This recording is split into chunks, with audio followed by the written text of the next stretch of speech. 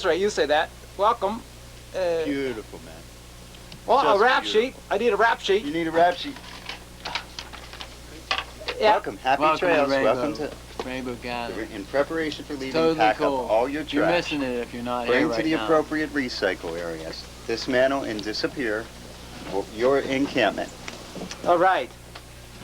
Wonderful. Well, Aren't you finished yet? Do that a little bit more? Oh, I wanted to do that. Sure. Been on the Carson show and I missed you. Maybe the Letterman show also. Well, if you can't take her. take care.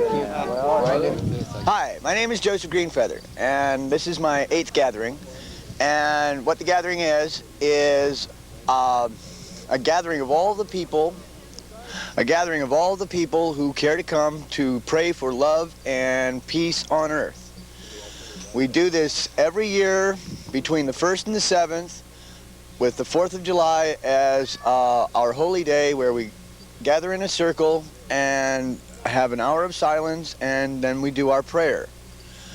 The reason we do this is because we realized a long time ago, about 15, 16 years, that the situation in the world as it is today is a little bit too difficult to allow us the peace and harmony that is every human being's right.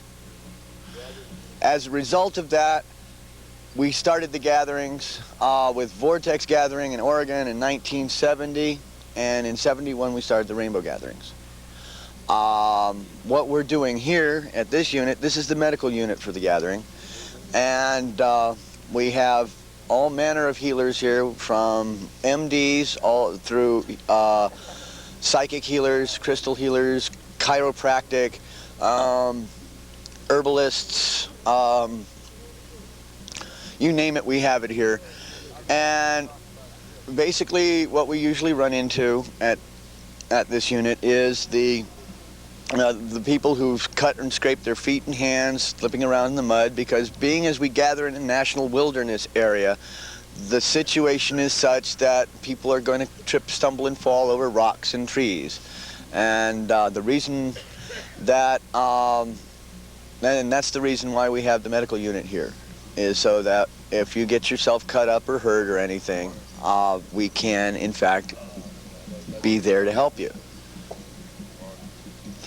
Great. Now let me ask you, could you give me a little of your own personal experience of how you became involved in the Rainbow family and the Rainbow Gatherings? Okay.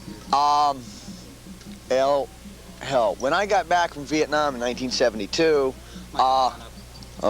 when I got back from Vietnam in 1972, I was really sick at heart and mind with the whole idea of human being against human being, to shoot to kill, that sort of movie. And I wound up with a situation running into people who were involved, and it grew on me slowly. But in 1978 there was the gathering in Oregon. In 79 there was the gathering in Arizona. I only made Arizona for 3 days. But then in 1980 there was West Virginia. I was living in San Diego at the time, and got a car and drove to West Virginia, because I realized at the time the only way we're going to be able to deal with this peace and harmony aspect is to go and do something about it, and this is what I wanted to do. And when I got into West Virginia and the gathering, I just jumped right in and started working and playing, and this is what it is all about. It's not all work and it's not all play. It's a combination of both in a national wilderness area, and it's all for peace. For me, the Rainbow Gathering has really brings you back to the earth. It lets you really feel where you come from the ground. And I think we should all realize how precious this earth really is and this planet, and we should all be conscious to take care of it and treat it nicely. And this gives you an opportunity to... Yeah, I mean, we're sharing, we all share the common ground, we all have a common love, and it's this planet, and we have to do something for it. Every day, we have to be conscious enough to realize that we're going to exhaust it if we don't help it and take care of it. What's happening? Tell us a little bit about what you're doing here with the poultice. Well, I have either a bite or some kind of bacteria that's causing like a cyst or a boil, and it's a poultice of comfrey and wormwood, and it's used to draw out the poisons from the infection, and it's feeling a lot better. They know what they're doing. It's not modern medicine, but it's ancient herbal medicine, herbs. It's right medicine. It is. It works. It really does. And they're great here. They really are. Well, I just think we have to raise the consciousness and make people more aware that this planet, we are one with the planet. We aren't separate entities. We are one entity. We really are. And we need to join together. And this is the perfect thing for it. It's great. This is my first gathering, and I'll come to another one definitely. Hi. God is love. Love is God. God is truth. And truth is peace. That's why we're all here, is to give, to receive, and to share love like I've never seen in the world. Thousands of people here gathered together and hugging and giving, offering all they have. There's no exchange of money allowed, and wrongdoings just don't happen here. Everyone here cares for everybody with unconditional love, and they care for the whole planet. All the earth is our home. And we wish love and peace and harmony for everyone in the world. And we invite anybody who wants and can make it here to be here. Because we love everyone. And that's what we're here for. Hello, my name is Bam Bam. And I would just like to say that what I feel that we are doing here is getting back to the understanding of the cycles of the land and getting back to the natural ways. In this area that I'm at right now, in this medical facility, all natural herbs are being used to treat people for whatever ailments that they encounter while they're here at the gathering. Only in extreme cases where a infection is very strong do they use antibiotics, and a very health-oriented type medical channeling of herbs is used.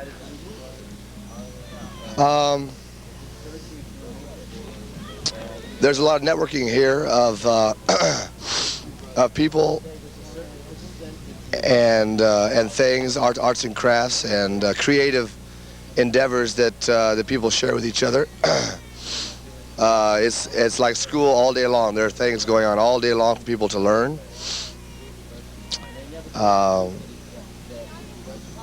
And as you might be able to hear in the background, the drums go like all day long. People can go and dance to the drums, which is a very healing medium.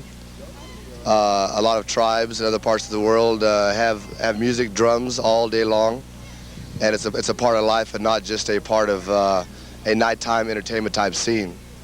And getting back to the tribal ways, I feel is a major concern here. And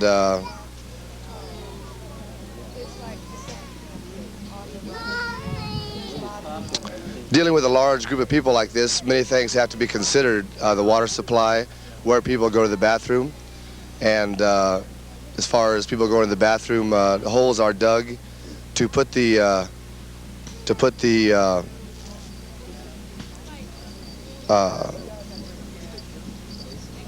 waste back into the ground. It composts back into the earth, and there is no spreading of unsanitary waste at all. It's a cycle going back. It's brought down from springs, is at a very clean situation, which is piped down to a main water supply. And we're dealing with, I would estimate, at least 15 to 20,000 people have probably made it through the gathering here. And as far as I know, it's been a very, very peaceful, very healing situation here, with everybody focused on healing each other, and without any money whatsoever involved. No money was involved except for donations for the food, but all the food was donated freely. And it just goes to show you that with the right attitude, people can come together and live peacefully and not have to have a forced authoritative figure be in charge of the way this lifestyle is run. Everybody here is a leader. Everybody has input on decisions that are made with this gathering. And I would just hope that everybody would come and feel this incredible amount of love and beauty that we're all sharing out here. It's open for everybody. Just like in primitive cultures, a part of the Rainbow Gathering is the drum circle, where the drummers get out and drum all day long and all night long. And at nighttime and in daytime, but mainly at night, people dance around the fire, and there's a lot of healing done. A lot of by dancing wildly to the drums, a lot of healing can be done to a person who maybe has a lot of bottled up emotions inside, by kind of shaking all that loose. Primitive tribes use the drums in very healing ways as a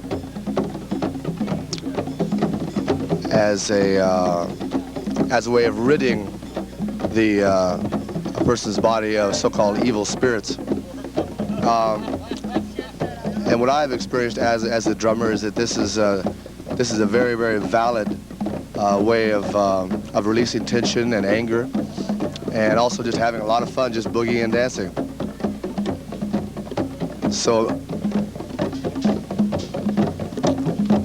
if you do come to the Rainbow Gathering, you definitely do not want to miss coming by the drum circle and really taking part in this very sacred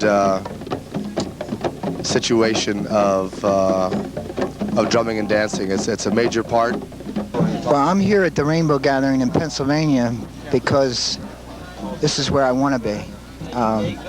We get thousands of choices in our life. We get hundreds every day. I could have been in New York City for 4th of July. I could have been watching breakfast, but I'm right where I want to be with my family. God created this. It's beautiful. It hasn't been ruined yet. And I'm here because it makes me happy to be here. I don't feel deprived of anything by being here in the woods with my friends. And there's more love here that I've experienced in the last 4 days. Just plenty. And next year will be more beautiful probably, because these people here radiate love. They are love. And it's growing. John Lennon said, imagine. Well, these people can imagine, and they imagine the world the way it was, not the way it's becoming. And thanks a lot. Where are you from? Well, I grew up in Philadelphia, but I live in the Keys now in the winter and New England in the summer. How many gatherings have you been to? My name's Mango Jerry, and this is my third one. Somebody told me here yesterday, it's simple. If you want to be in the presence of God, be in the present. And you can do work as if it's just offer it up, and it's not really work, it's joy.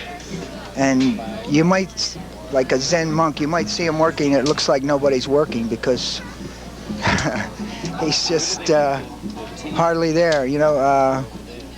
You can go through life like it's a big weight on your shoulders, or you can just dance through life. You know, we were meant to be happy here, and it's just a matter of attitude. Like life, it's all attitude, and these people have the right attitude, and that's why I'm here with them. They're my friends, they're my brothers. They have the same heart space. When someone says Ya Fatah to you, that means I tear out my heart for you. And that's the way these people feel about each other. It's a family, and we're all one. Everyone is everyone here in the Rainbow family. The gentleman who runs this kitchen, Jesse, feels that anybody who's hungry should eat. And this means like during the day or at night, the kitchen runs 24 hours a day. So anybody that's hungry can come up here at any time and eat. And it's all free, just out of the love of these people's hearts. One part of the gathering that happens all day long is the trading circle. At the trading circle, people bring their articles to trade. No money is exchanged at all. It's all just on barter. People decide for themselves what they feel something is worth, and they communicate this with another person. And if the feeling is mutual, then a trade is allowed to happen. And it's such a peaceful, very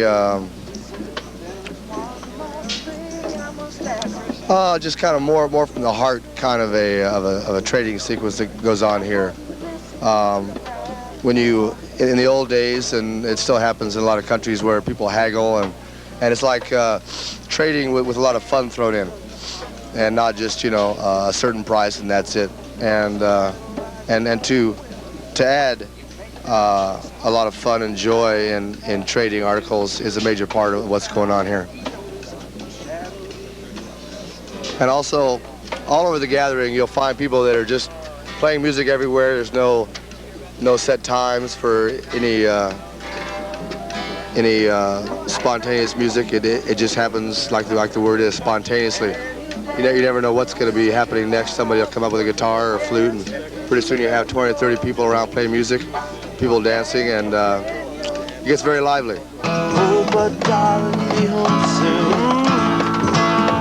I couldn't bear to wait extra minute, daughter. Oh, my darling, be home soon. It's not just these few hours, but I've been since I got for the great relief of having you to talk to. And now a quarter of my life is almost past. Oh, I think I've come to see myself at last. And I see that the time I spent confused was the time that I spent without you.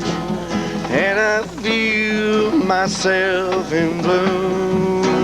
Oh, yeah, but darling, be home soon.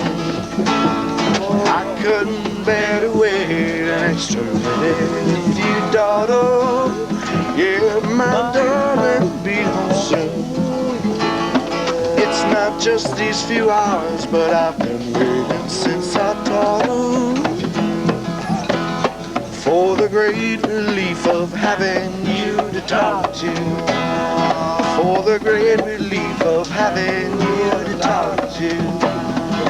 For that great relief of having you to talk to. There are two emotions in the human being, in my opinion. One is love, the other is fear. We get to choose which one we feel. Fear, we don't like, we're tired of fear. We want to feel love. So how do you get out of fear?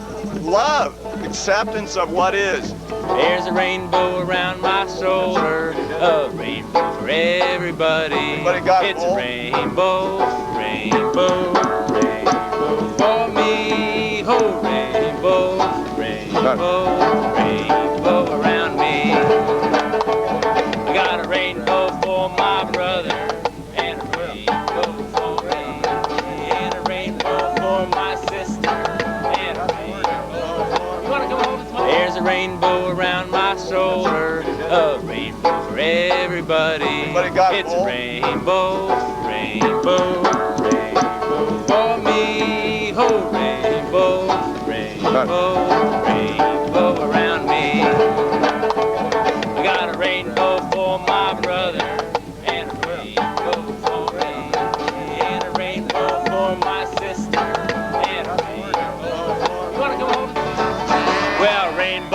for the singers and for the pickers too. Rainbow for the dancers and a rainbow for you. It's a rainbow, rainbow, rainbow around me. Oh, rainbow, rainbow, rainbow around me. Me and you. A major part of what's happening at the gathering is like teamwork, and these gentlemen here are helping to get wood for the fire. And as you can see, we have a blade, but they more or less kind of made their own rigging to put the blade on. And they're doing it up. Probably wood for the kitchen to keep the kitchen going. I just like to say that Rainbow gives everyone gives one a great opportunity to do whatever his energy would permit, you know, just to get in touch with one's energy. It's the freedom one can experience here.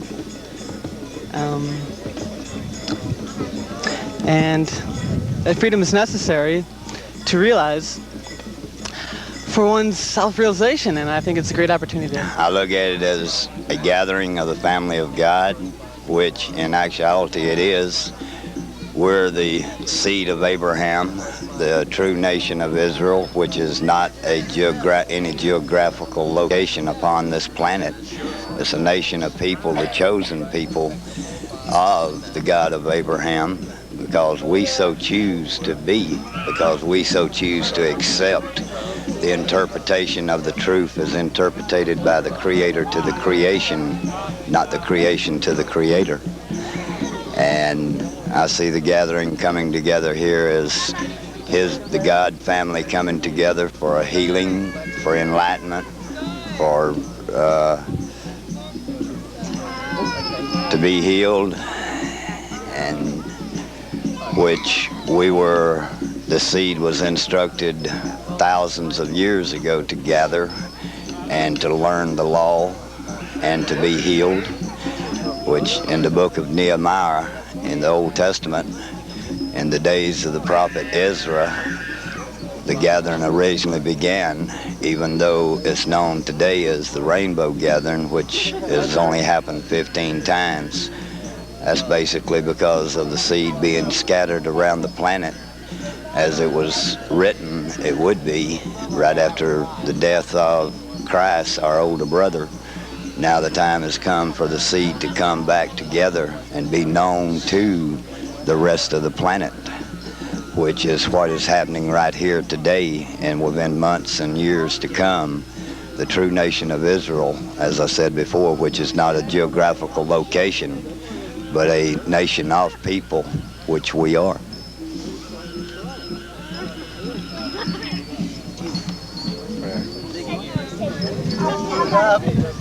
My name is Silver Moon.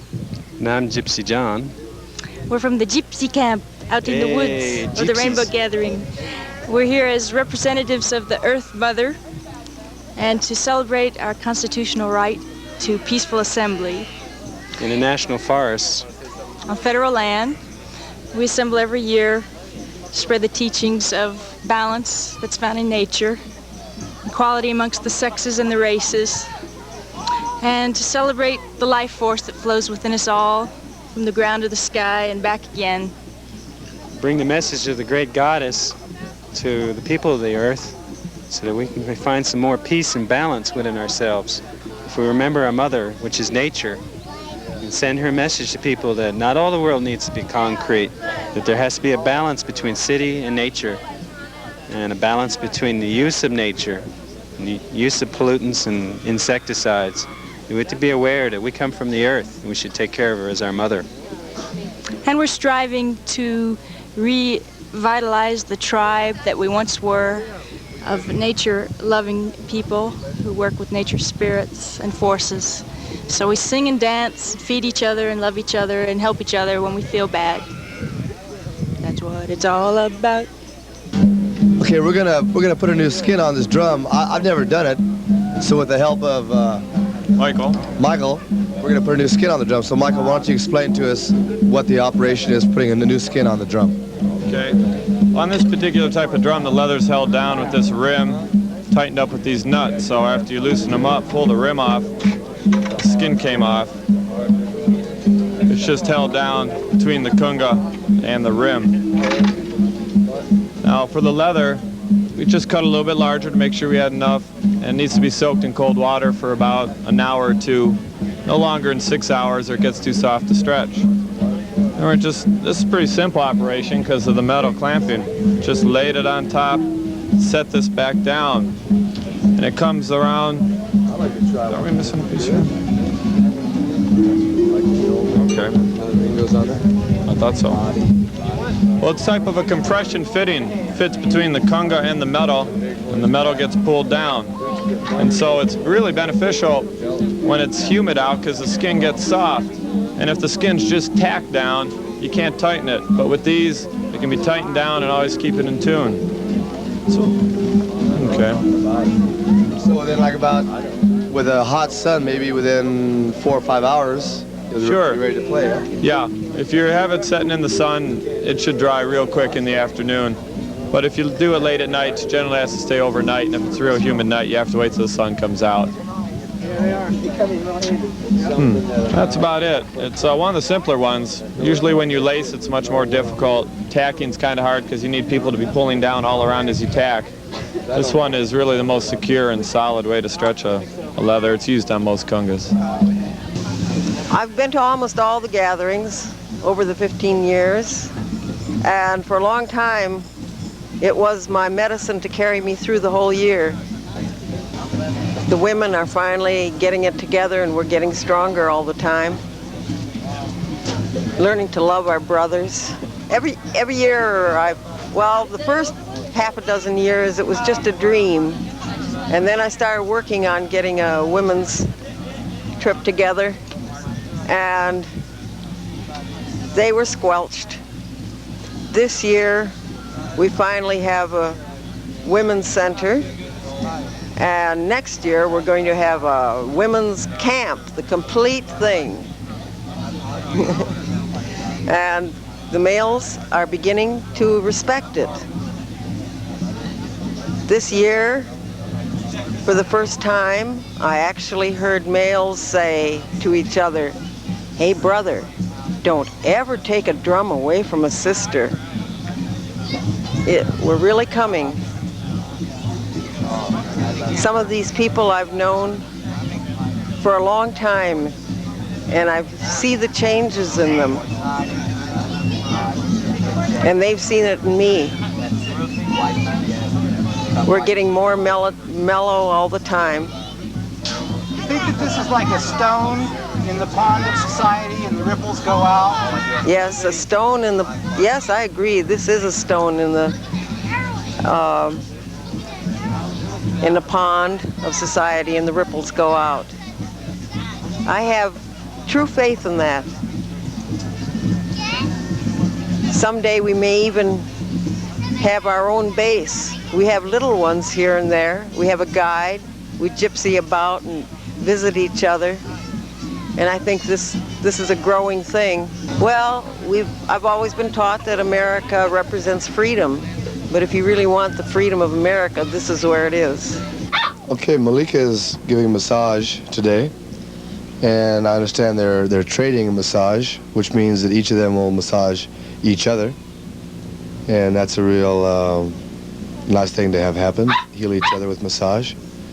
Can you explain, Malika, what you're doing exactly here? What kind of massage? I'm trying to relieve some of the pressure on her lower back by massaging her legs. And I'm doing Swedish and some connective tissue massage, which, Talk about, go ahead. We're all interviewers, we're all exchanging all roles. Go ahead. Okay. Also, I understand we're in Kitty Village, and I understand that the children also get massage, and the children are also learning how to give massage. What's also. wrong?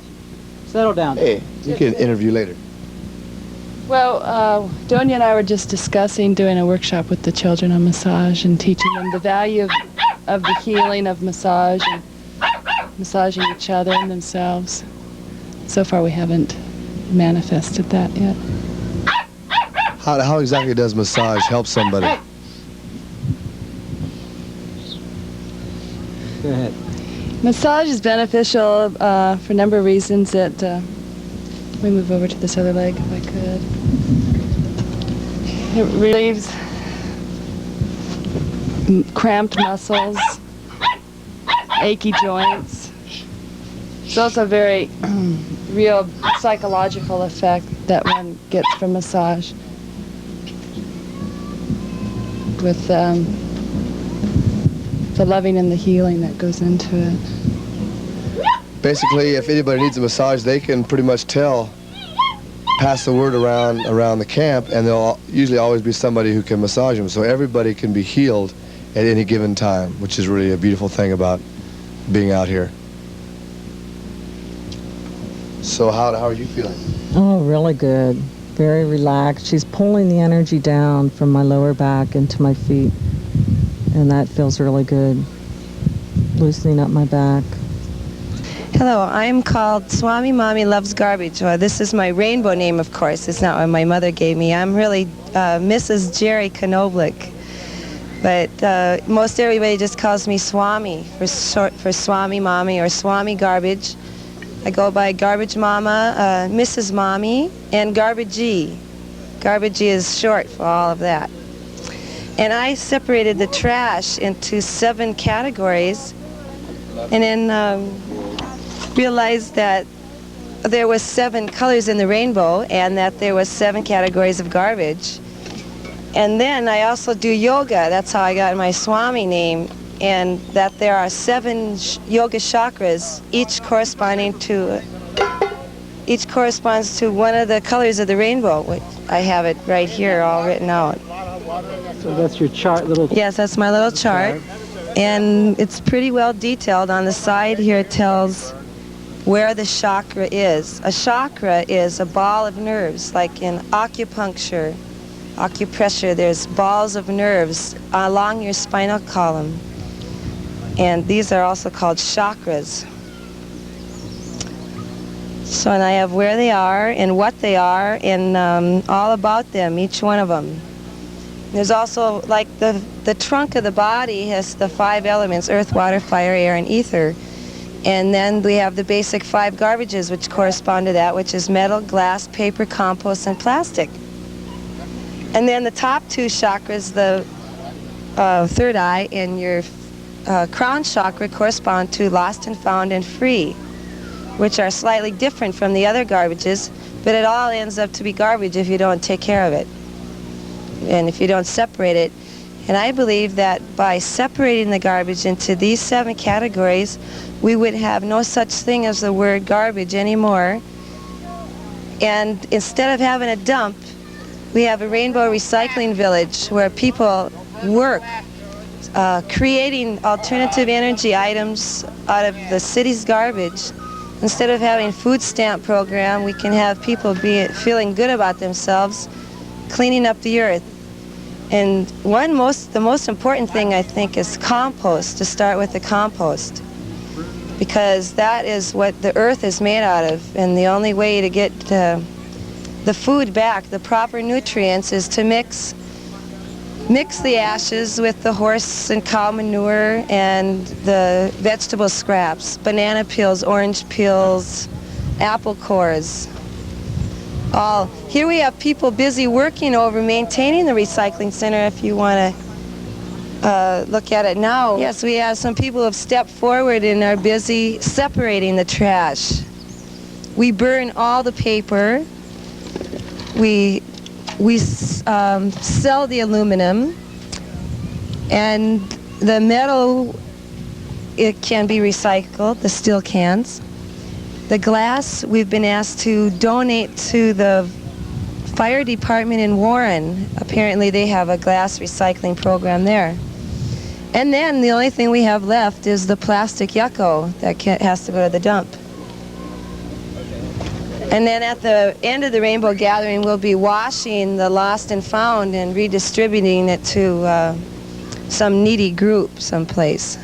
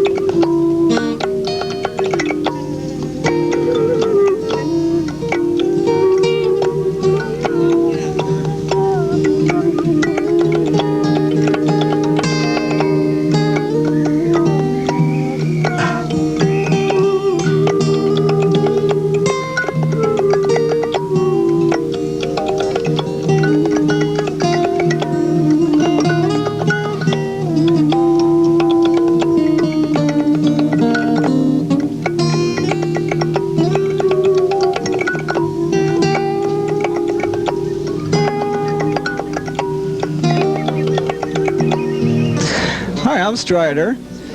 We're jamming. The musical 10 of the Rainbow Family.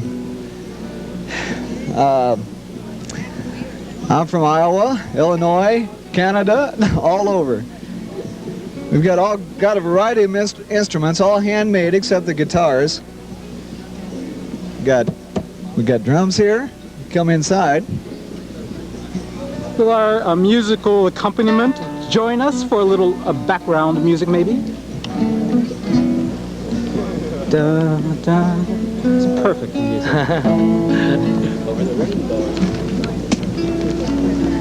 Yeah, like I say, this is This is all. This all belongs to the family. Over there, it'll be a better shot for me. Like I say, this all belongs to the family, and we're all family here. We've got all kinds of bells. We've got little cymbals. We've got timbrels. And oh, mate, where am I at? Okay. We've got kalimbas. We've got all kinds. Now these are all handmade, like I said. All these instruments you see, these flutes, except for these recorders over here. Brother, if you come over here and play into this microphone. Okay. If you play a little bit into this microphone here. A little bit louder. That's great. Okay, except for these recorders, all the drums you see are handmade. Shakers. Maybe we could hear what these drums sound like here. It's a pretty unique drum there. Huh? Okay. One with a thread around it, or what's that? This is an African drum. It's a pagan ritual drum. It's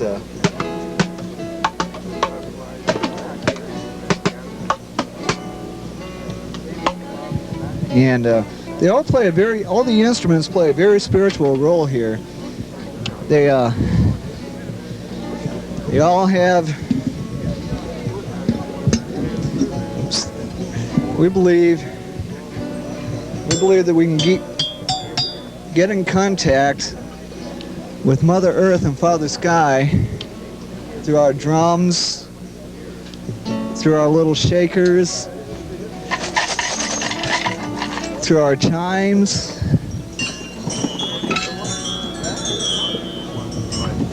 through our bells, and through our dance and our song. And like I say, these are all handmade. It's very innovative. Brother Michael Drew is the brother that made them. Here you got your slate wind chimes. It's all a very beautiful experience. And can people come in and sort of borrow these instruments? Yeah, people can come in and browse. Sorry. People can come in and browse and pick up an instrument for an hour, 2, 3, 4 hours. We don't like to keep them out for over 4 hours.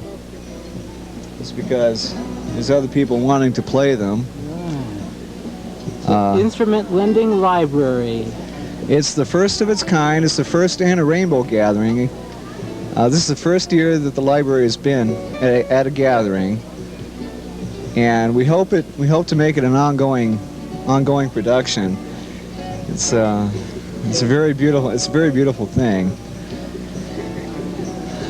What else can I say? Yes, this is my bus. What's your name, brother? My name is Tim Dodds, also known as Freebird.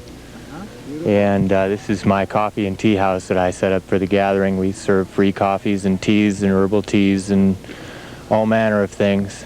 And as I'm sure, Village now? Yeah, this is Bus Village. This is the center of Bus Village, so to speak, at this moment at any rate. There's more buses grouped in this particular area than there is anywhere else right now. We're busy packing out all of the dry goods and foods and vegetables that are down left from the gathering and bringing them up here where they can be redistributed to the people who are doing the cleanup. We have a large area here which has been used by a great number of people and is going to take an intense amount of cleanup and replanting to bring it back to its original wild state. a gathering of an experiment in cooperative anarchy, perhaps. And if you asked everybody here what this thing is about, you're going to have about that many answers. So, you know, it's like, we're here, you know, and we're underneath your bridges, we're sitting on your guardrails, we're out in your communities, we're out there hauling trash cans, working on a trash truck, washing dishes in the back of the restaurant. We're just people. And there's a whole lot of us in the world, and we happen to think that there's a whole lot of you out there in that world on the other side of that TV camera that are just like us too, you know. Only, you know, there's a whole lot of us that just, we don't see laundromats that often. We live in gypsy vehicles instead of apartments. But there ain't much difference. We're out here in the world trying to learn how to get along. What I think America has to learn from the gathering is that things like food, you know, that like water, etc., are things that have to be worked for. People just turn on a water tap and they don't realize what it is. Getting clean here, I look pretty messy right now. Getting clean is a real effort. And we don't see the effort because it's all done behind our backs by somebody. But when you actually have to do that effort, when you actually have to make, you know, I've had 3 baths since I've been here, and each one of those baths was an effort, you know. In 2 cases, I made the effort. Like, I had to get together firewood. I had to get together rocks to put in a pit in the middle of a little hut so that we could heat the rocks red hot first with the firewood, then we put them in the pit, then we sprinkle water on them and cleaned off with the steam, then I jumped in the creek, and myself and several other people, and that takes several hours to, first of all, because there's people ahead of me, and just simply to get together firewood for everybody to get the rocks hot, you know, and get the rocks themselves. And I think that's one of the things you can learn is how to make a community and the effort that goes into making a community. And a community where everybody thinks of themselves as equals, and where we have to handle law enforcement problems. We have to handle it if there's a drunken brawl. We have to handle it if somebody's ripping off. We have to split that up and stop it right away, you know? We have to teach people. Some people come from the outside. We get people here who have come from the mental homes. We get people who come from prisons, reform schools. And I find that oftentimes these people are the best behaved, because they know what it is like to live without dignity, and they want dignity. And there are people, and this is a place where people are given dignity. A lot of them they can't get elsewhere. You know, there are several million people in this country who don't have an official house to live in now, you know? And those people can be a real crime problem, or they can be a real contribution to their community. And I think that Rainbow at least socializes people, the spiritual emphasis, the comradeship, the everybody being equal, everybody having a certain amount of dignity. Okay, I'd just like to say that Americans, everybody in the world, can't prepare and prevent war at the same time. It just won't work.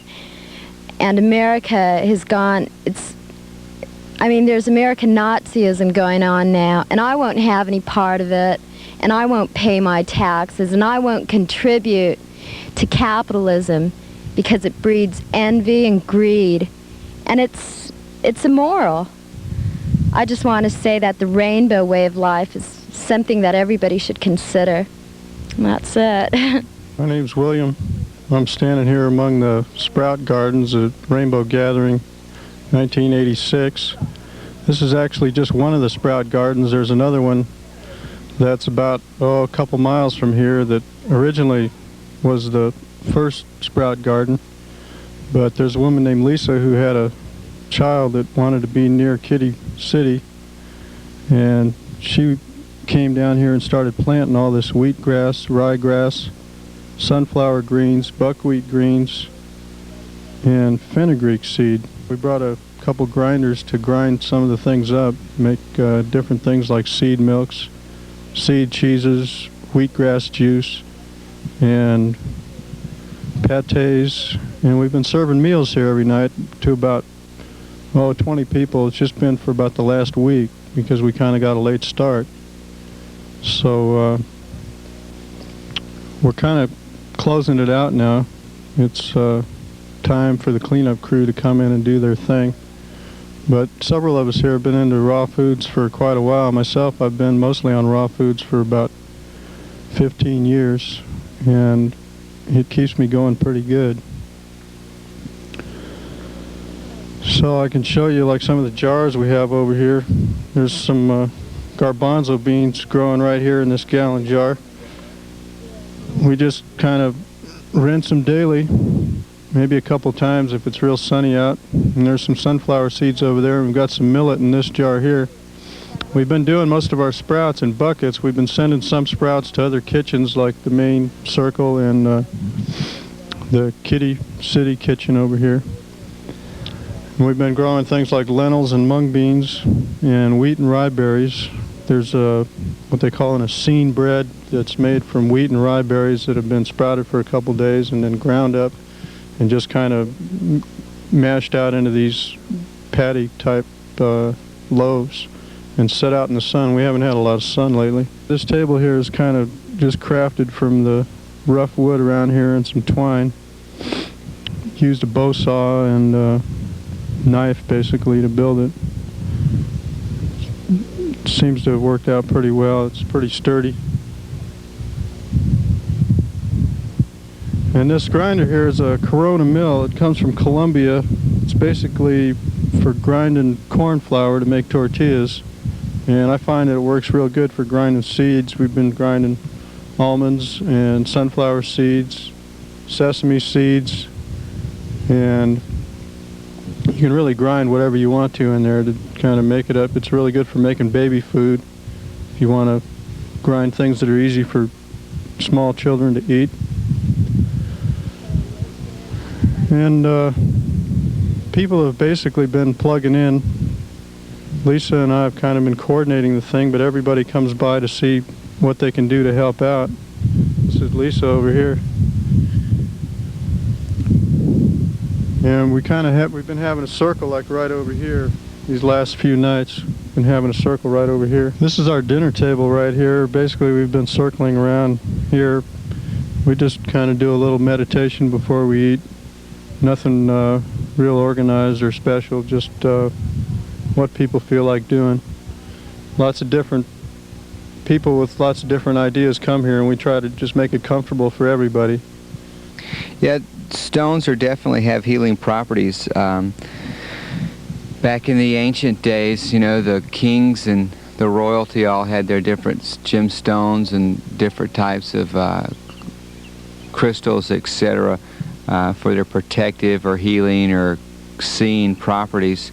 And I think in a lot of movement, people are getting back to the awareness of that the more they become aware of the earth and the natural healing powers and everything, the air and the sun and the water.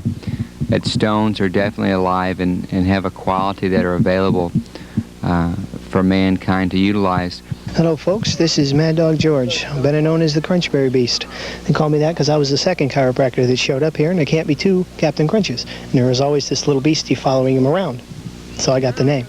This crystal that's up here in my headband is omnidirectional. It's got 2 points on it, so that way I've double pointed up to the sky, which gives me a great piece of the cosmos, and it's also got a point downwards so that I'm grounded in Mother Earth. And when I use them in conjunction with the two here in my medicine bag, crystal healing happens. And not a whole lot of people know what crystal healing is or how it works, but you simply tap into the universal life energies that we all have within ourselves, and when you run them through certain crystals that sort of look like one of these, as soon as I pull it out of my pouch here, sort of look like one of these. I have another one of these. It's a smaller one. This is the male of the set. It's a matched crystal healing set. Depending upon what's the sex of the person you're working on, if it's male or female, depends on which one goes in your left hand. If you're working on a female, the smaller female crystal goes in the left hand. If you're working on the male crystal goes in the left hand. You simply run the energies either via the sun or the earth if it's raining and it's cloudy. Since you got real good sunshine today, you're lucky because it was raining earlier today. You tap through the energy, through the crystal that's attached to the cosmos, and the energy comes in. You channel it through your head, through your neck, your shoulders, and out your hands. And it's just simply a matter of focus and visualization and actualization by mind of exactly what the crystals can and will do. And they can and will do what you want them to do. You simply have to tell them to do it, or at least guide them along in the general direction you want them to go in. We'll talk about the crystal bath. Yes. And great idea for some cleansings that happens with crystals. And if you can go out to Arkansas and gather yourself up 25 or 30 pounds of crystals and have a rock quarry or some stone grinder grind them up for you into a fine powder. And once a week when you take your hot bath, you just chuck them into the water, chuck them in a handful, and wash up and clean up in that. Get lots of soap all over your body and wash your hair and your hands, and be careful not to get the stuff in your eyes because it might scratch your eyeballs. But other than that, you take your bath in it, and when you're finished with your bath, don't stand up right away. Just pull the plug and lean back and relax and let the water just drain all the energies right down the drain. All that ugly stuff will be gone, and you won't have to worry about it ever again. It'll be gone down the drain. And when you stand up, you will feel so cleansed, inside, outside, and upside down. You just walk out into the sunshine and stand there for about 5 minutes and feel yourself filling up with energy, and I guarantee you to go out and have yourself a real dance fever night.